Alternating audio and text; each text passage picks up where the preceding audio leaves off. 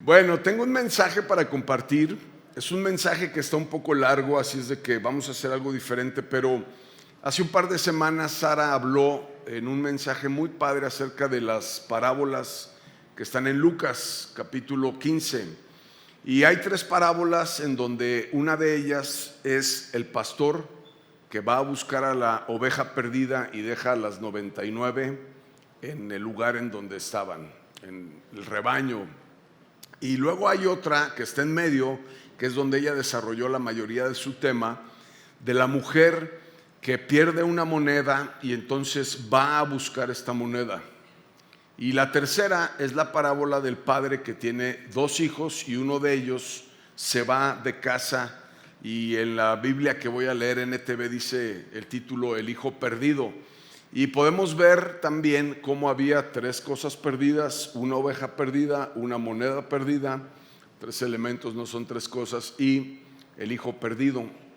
Y una de las revelaciones increíbles de la predicación de Sara fue el entender que había en la primera escena Jesucristo, en la tercera de la que voy a hablar Dios Padre, y obviamente en la de en medio está representada la presencia del Espíritu Santo.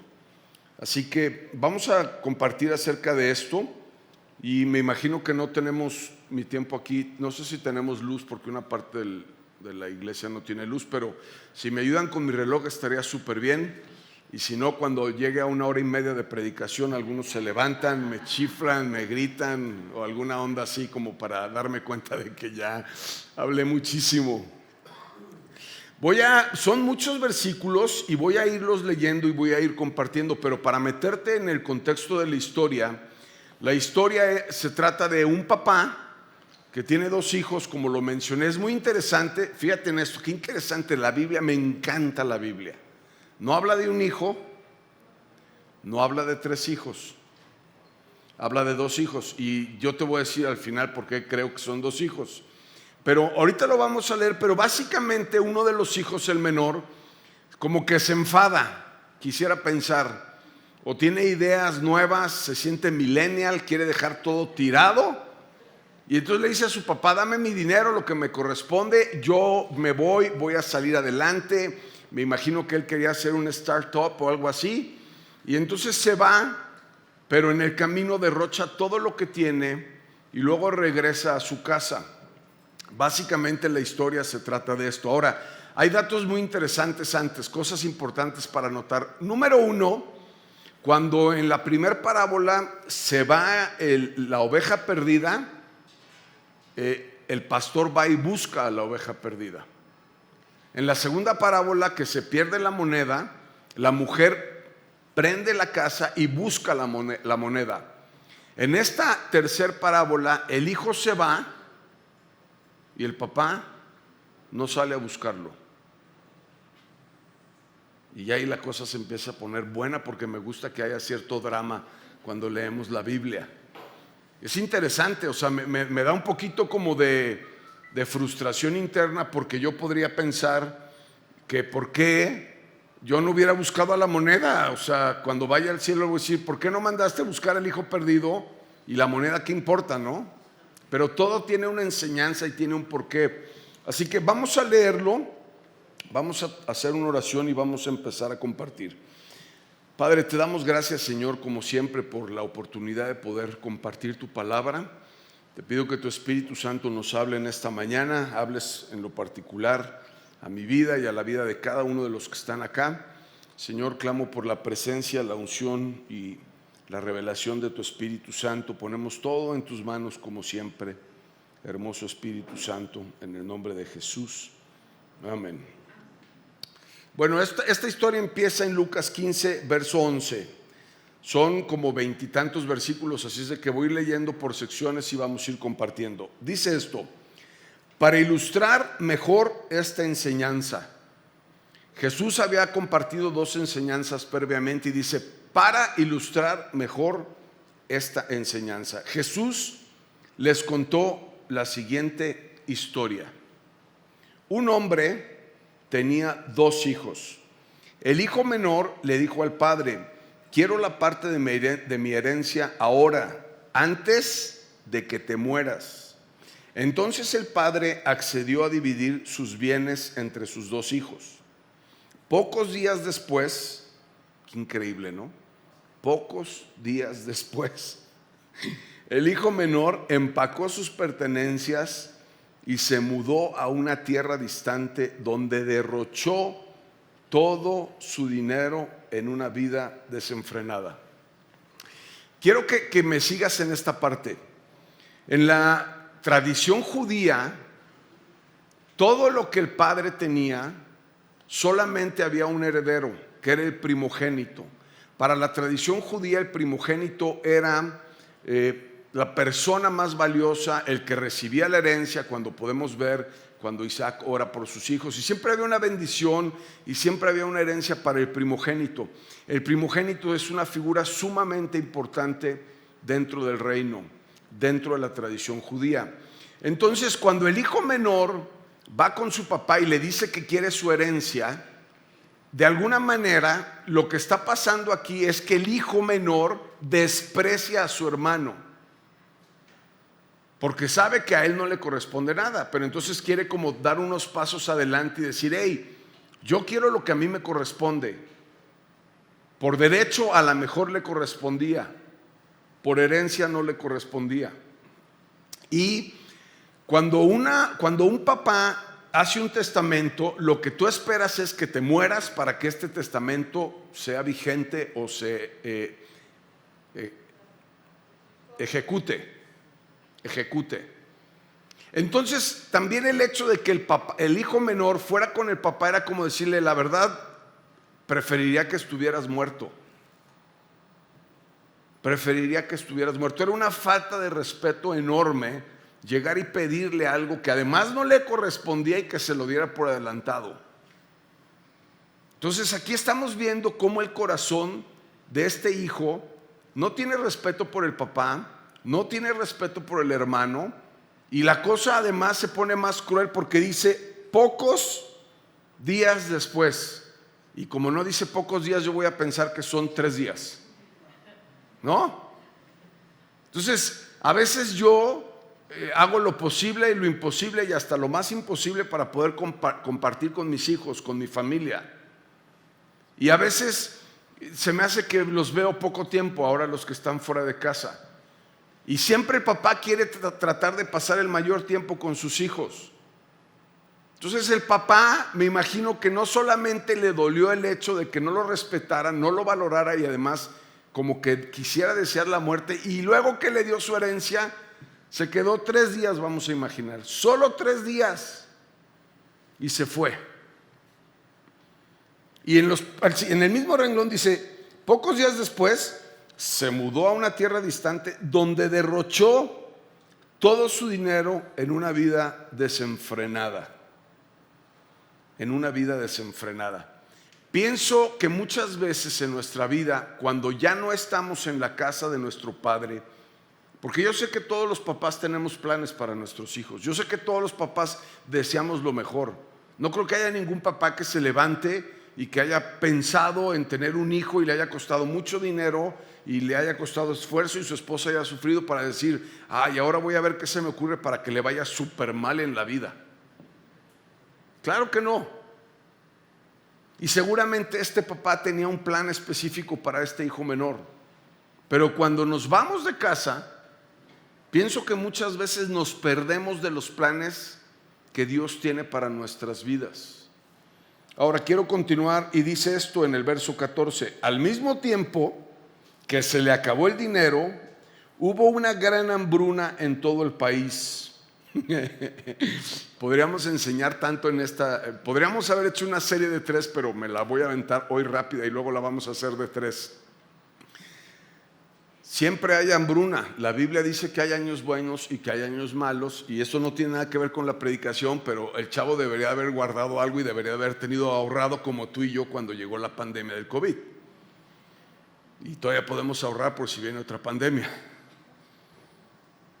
Hubo una gran hambruna en todo el país y él comenzó a morirse de hambre. Convenció a un agricultor local de que lo contratara y el hombre lo envió al campo para que le diera de comer a los cerdos. El joven llegó a tener tanta hambre que hasta las algarrobas con las que se alimentaban a los cerdos le parecían buenas para comer, pero nadie le dio nada. Nadie le dio nada. Muchas veces hacemos planes en nuestra vida, pensamos que todo va a estar chido, no valoramos las cosas, no valoramos la herencia de nuestro padre, no valoramos la casa de nuestro padre. Y entonces este chavo se gastó todo su dinero buscando amor, amigos, fiesta, parranda, pachanga, y se le acabó el dinero, pero llegó una hambruna. Y quiero que empieces a ver el fondo que está tocando. Métete al personaje conmigo, porque yo me identifico mucho con este hijo menor. Cuando yo leí esta historia, haz de cuenta que fuera mi historia, literalmente. Y este hijo tiene tanta hambre, está tan tronado, está tan quebrantado, que dice: aunque sea la comida de los cerdos, quisiera comerme. Capítulo 1, vivía en la casa de su padre, súper chido, tenía comida, cama, baño, todo. Capítulo 2, ya está ahí buscando comer de la comida de los cerdos. Y lo peor del caso es que ni siquiera eso podía comer. Y dice la escritura que vino una gran hambruna. Yo entiendo la hambruna en nuestra vida como quebranto. Dios permite cosas en nuestra vida para que reaccionemos. No importa en el lugar en el que estés, no importa la raza que seas, no importa el idioma que hables, no importa tu posición económica, siempre en nuestra vida llegan momentos en los cuales hay un clic y que Dios nos permite para que tú y yo podamos recapacitar en muchas de las cosas que suceden en nuestra vida. Ahora, el quebranto, la hambruna, pueden suceder dos cosas con ella. Número uno, puedes entrar en un punto de reflexión, puedes entrar en un punto de búsqueda, puedes entrar en un punto de filosofía, de preguntarte acerca de la vida, de meditar. O la otra cosa es que cuando viene el quebranto en tu vida te enojes y estés peor, y este quebranto te lleve a la destrucción. Quebranto o dolor te puede llevar a destrucción, o quebranto o dolor puede ser el primer día del resto del cambio de tu vida, en donde pueda ser un catalizador que te lleve a cambiar dramáticamente. Pero una cosa es segura: quebranto va a llegar, hambruna va a pasar, retos vamos a tener, lágrimas van a salir. Lo importante es que podamos entender y buscar lo que Dios quiere hacer en nuestra vida. Y en el verso 17 dice esto: cuando finalmente entró en razón, seguro era un adolescente. No se enojen conmigo, tengo hijos adolescentes, por favor. O sea, no entran en razón ni a la primera, ni a la segunda, ni a la 10, ni a la 15, ni a la 20, ni a la 50. Son adolescentes. Yo creo que él era adolescente. Cuando finalmente entró en razón, se dijo a sí mismo. Esta es una frase bíblica que no me había dado cuenta, porque ustedes saben que yo predico mucho y digo, me dije mí mismo. Está en la Biblia. Hasta en eso hay que ser bíblicos, mí mismo. Y él se dijo a sí mismo: en casa hasta los jornaleros tienen comida de sobra, y yo aquí estoy muriéndome de hambre. Volveré a la casa de mi padre y le diré: Padre, he pecado contra el cielo y contra ti, ya no soy digno de que me llamen tu hijo, te ruego que me contrates como jornalero. Pero lo interesante es que, independientemente de que ahorita vamos a ver algunos de los diálogos, dos veces él pensó y se menciona la palabra casa. Y yo creo que en las tres parábolas que estamos hablando, la casa o el lugar está de alguna manera ilustrada a la iglesia. En la primera parábola, pues el pastor va por la oveja perdida y la trae a casa. En la segunda parábola, la mujer tiene una moneda que es un valor, que hablamos acerca de esto, que es lo que valemos, los talentos, los dones, y están perdidos y los quiere encontrar en la casa. Y en esta, el hijo está pensando en regresar a casa. La casa es para mí, aunque no lo dice bíblicamente y teológicamente, pero para mí, en mi interpretación, apunta a la iglesia. Y entonces él dice, voy a regresar a casa. Hasta los jornaleros tienen comida. Volveré a la casa de mi padre. Y hay una cosa muy importante. Él ya está quebrantado y está arrepentido. Y tiene un plan de acción. Voy a llegar y le voy a decir, he pecado contra ti, he pecado contra el cielo, la regué, me equivoqué, pero sabes, por lo menos dame el lugar de jornalero. Ahora es muy interesante que un hijo siempre sigue siendo hijo. No importa lo bien que hagas las cosas, no importa lo mal que hagas las cosas, llevarás el apellido de tu padre y hablando espiritualmente tendrás la herencia de tu padre porque eres hijo. Y creo que también muchas veces en nuestra vida perdemos nuestra esencia de quiénes somos. ¿Quién eres? Pues soy el mejor comerciante de ropa que existe en el país. ¿O quién eres? Soy el mejor empresario, o soy el mejor doctor, o soy mamá, o soy papá. Y realmente esa no es nuestra esencia. Tú y yo somos hijos. Todo lo demás es un accesorio, es un adorno. Si tú y yo sabemos esto, que somos hijos, vamos a poder vivir con una perspectiva y una plenitud totalmente diferente. Y entonces, él sabe que tiene que regresar a casa, sabe que la regó, va a pedir perdón. Y el verso 20 es un verso que me emocionó demasiado. Verso 20 dice, entonces regresó a la casa de su padre. Regresó a la casa de su padre. Y como estamos hablando de este chavo con todo lo que ya sabemos que pasó, seguramente yo que soy medio dramático y depresivo y toda esa onda, quisiera pensar lo que pensó él, ¿no? O sea, no creo que él se haya levantado y ya, bueno, mis maletas, vámonos, el Uber ya llegó, vámonos.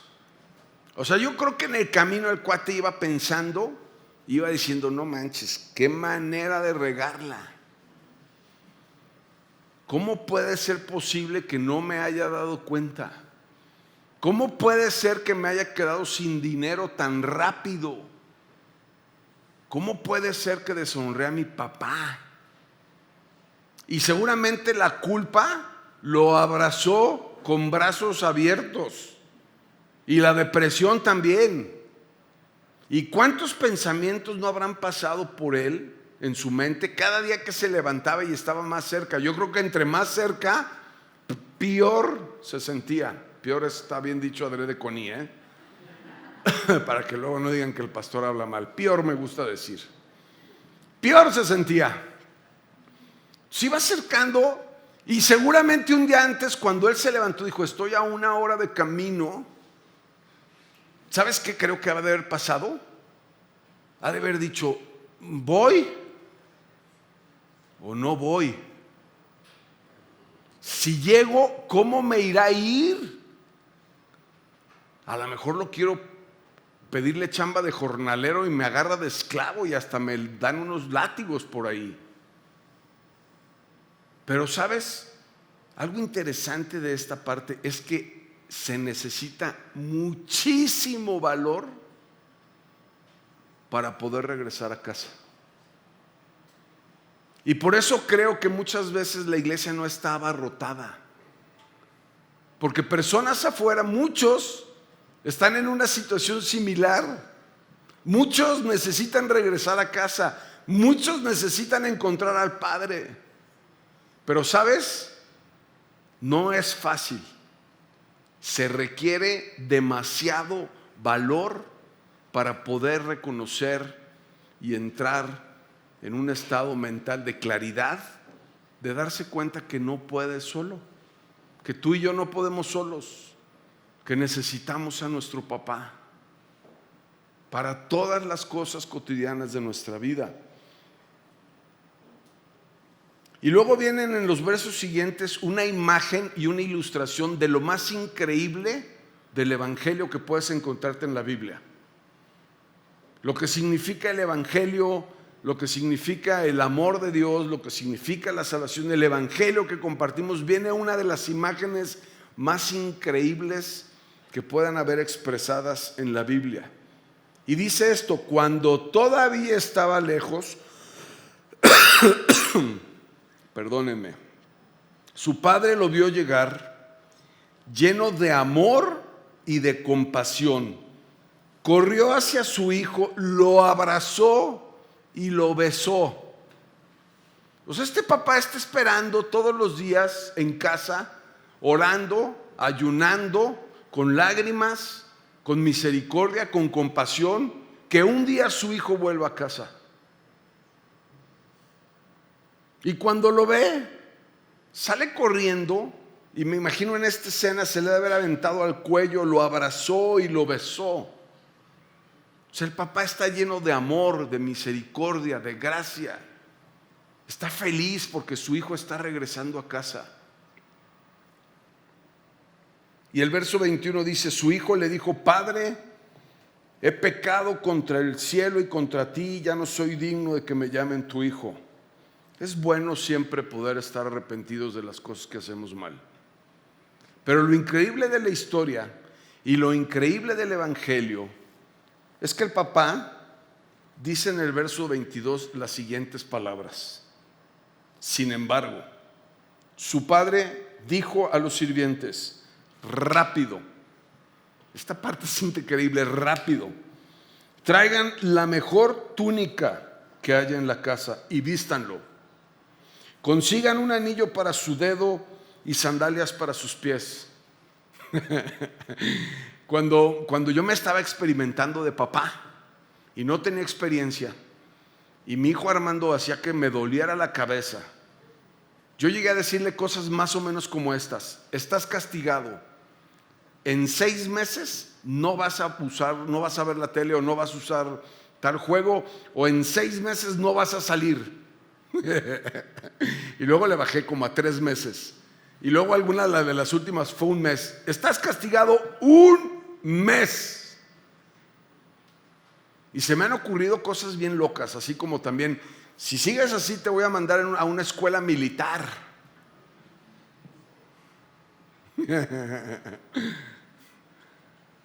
Pero lo increíble del evangelio, lo increíble de nuestro Padre, es que lo que quiere hacer rápidamente es dignificarnos, afirmarnos. Y entonces, ya conoces la historia, ahorita vamos a ir allá, pero el hijo la superregó y el papá le hace una fiesta. Qué lejos estoy yo de eso. Híjole, qué lejos estoy. Pero aquí es en donde voy a empezar a aterrizar algunas cosas interesantes. Muchas veces en mi vida me ha sido muy fácil identificarme en la historia del hijo menor, porque el hijo menor la superregó. Y esa es la historia de cualquier pecador que comúnmente podemos ver y que es obvio cuando la regamos. Y el papá lo que está esperando es que regresemos a casa, que tú y yo regresemos a casa. Y el evangelio de la gracia y del amor de Cristo Jesús, aunque está bien y existe el arrepentimiento, pero sabes, el papá no le dijo nada, no le reclamó nada, no le dijo: te lo dije,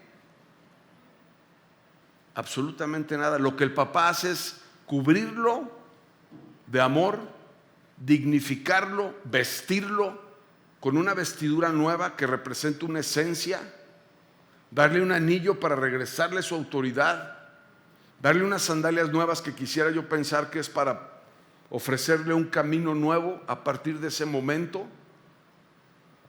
O sea, el papá está desbordado de amor.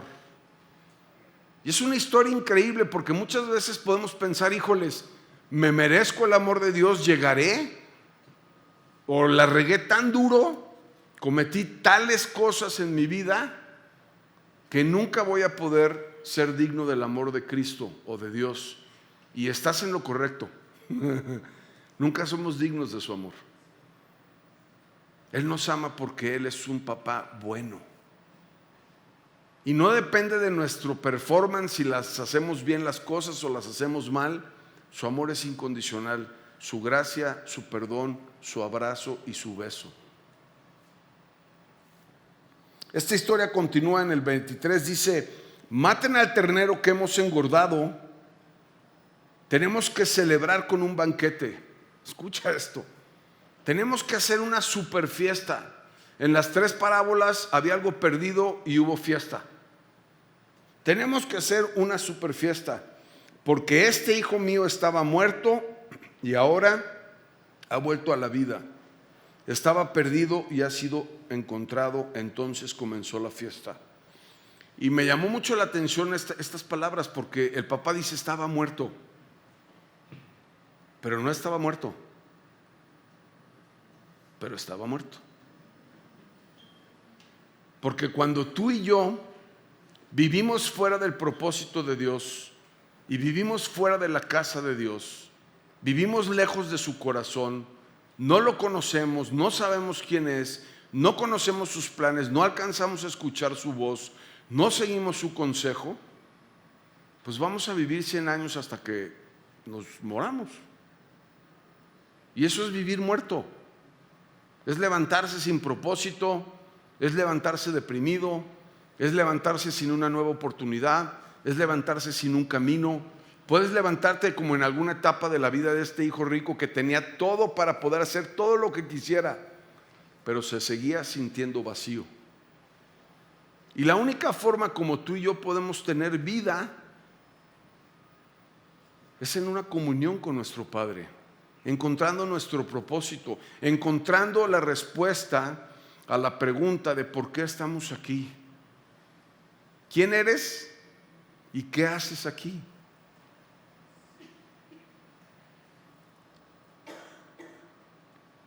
El verso 25 dice: mientras tanto, el hijo mayor estaba trabajando en el campo. Cuando regresó, oyó un sonido de música y baile en la casa y le preguntó a uno de los sirvientes qué pasaba. O sea, este hermano mayor era medio amargado, era medio amargator. ¿Te fijas? O sea, yo hubiera llegado a la fiesta y yo me hubiera metido, me hubiera pedido una Coca-Cola Light, hubiera cotorreado a ver quién llegó, buena onda, qué hay de comer. No.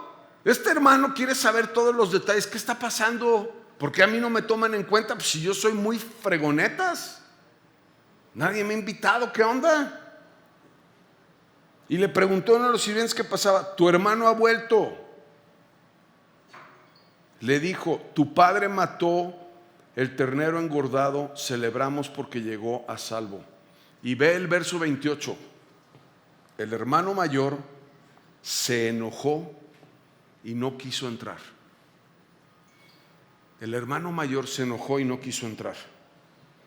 Su padre salió y le suplicó que entrara, pero él respondió: todos estos años he trabajado para ti como un burro. Nunca me negué a hacer nada de lo que me pediste, y en todo este tiempo no me diste ni un cabrito para que festejara con mis amigos. Y yo creo que hay una tensión en nuestra vida, siempre. Por eso creo que hay 2 hijos, porque el tercero hubiera sido perfecto. El hijo menor estaba perdido. El hijo mayor también estaba perdido.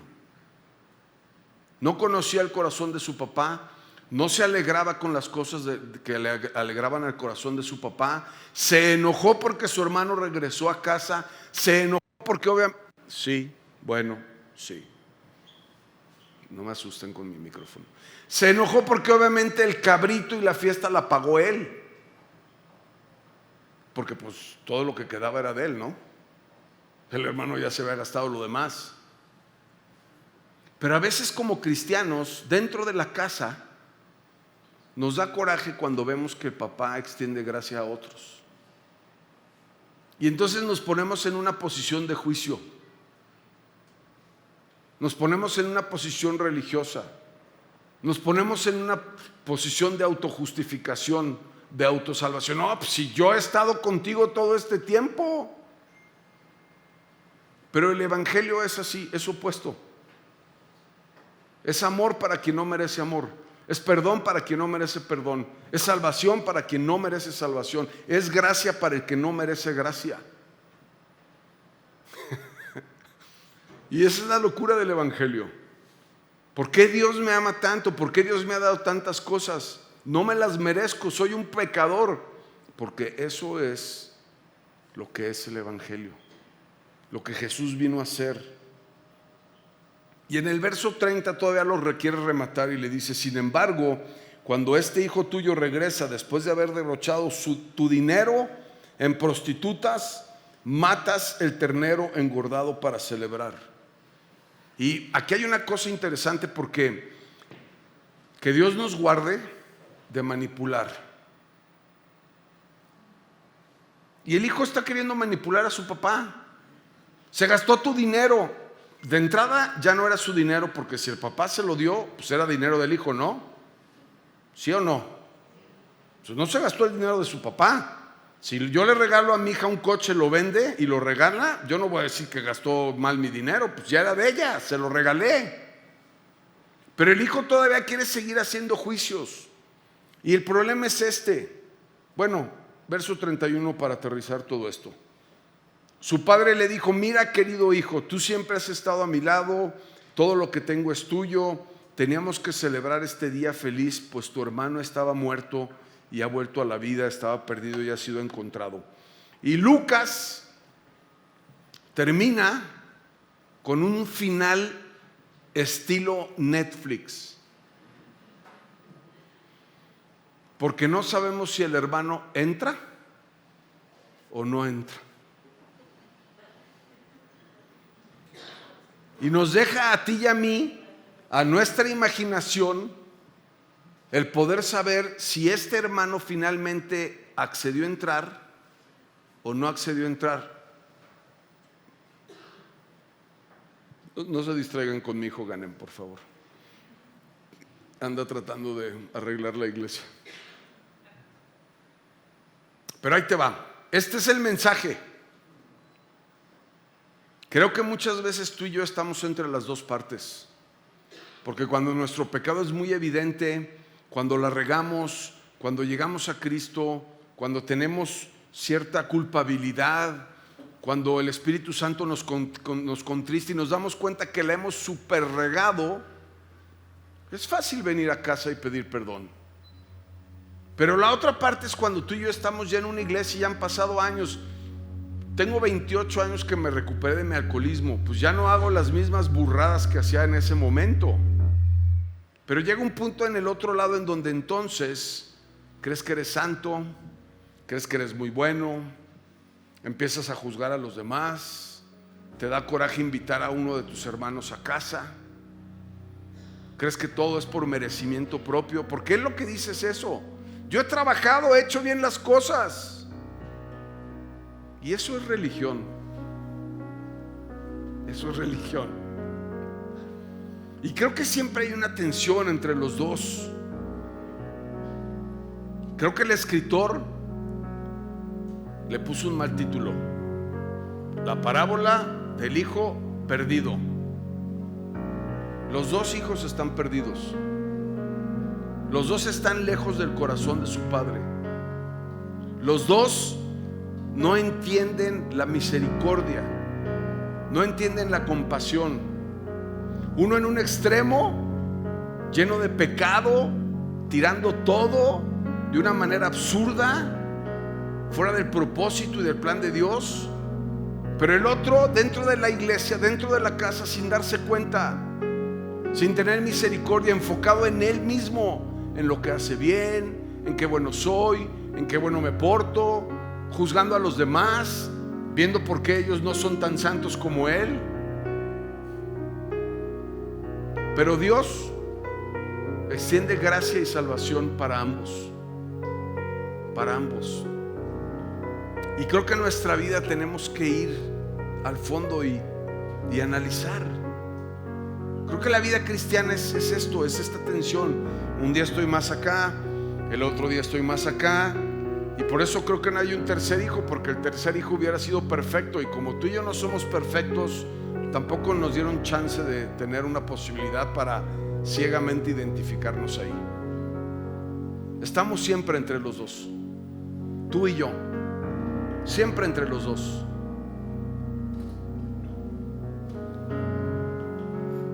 Creo que es un tiempo en este año 2022 para regresar a casa. ¿Qué es regresar a casa? Regresar a casa físicamente, a la iglesia. Regresar a casa es conocer a Dios. Regresar a casa es dar un paso más en mi devocional, en la oración, en un grupo en casa. Regresar a casa es revisar mi corazón, porque a lo mejor puedo pensar que no necesito a nada, o que no necesito de ustedes, que yo estoy muy bien. Regresar a casa sería tratar de buscar el corazón de Dios para saber qué es lo que quiere, cuál es mi propósito, cuál es el plan que tiene para mi vida. Tú y yo tenemos que estar 100% seguros de que Dios nos creó y tiene un plan para nuestra vida. ¿Cuál es ese plan? No importa si tienes 10 años o 100, Dios tiene un plan para tu vida. Así que quiero terminar haciendo una oración.